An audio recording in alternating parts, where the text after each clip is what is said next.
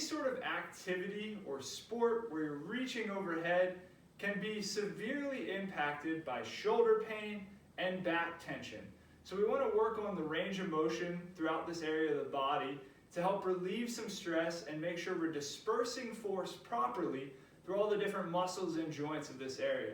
So a couple different movements you can do, and these are all going to be pretty challenging at first, especially if you have some limitations. The great thing is, if you just keep doing them, you'll get better at it and have more range of motion. So the first exercise is going to be a traditional wall angel. What I want you to focus on is really tucking your tailbone and pressing your low back against the wall. We want to create this anchor point to start. So really tuck and press the low back into the wall.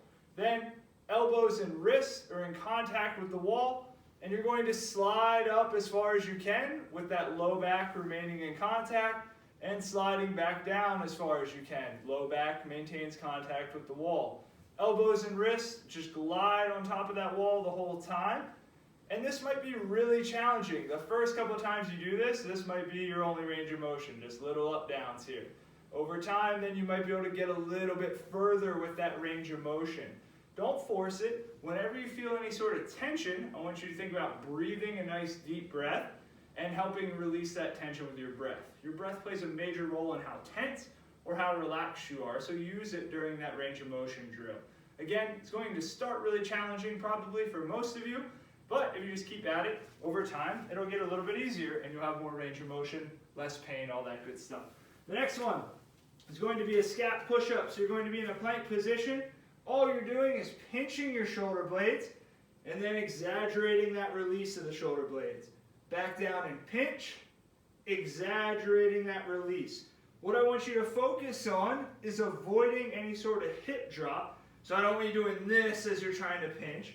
Keep everything nice and solid, pinch, and a nice big release. This is going to help work your scaps through a little bit more range of motion, help with any sort of scar tissue that might be built up there, and just get you free flowing a little bit more. The last one you can do is a single arm Cuban press. So all you're going to do, drive your elbow up, pivot around that elbow, press nice and tall overhead, and then just come back down in the same format. So rotating through and down.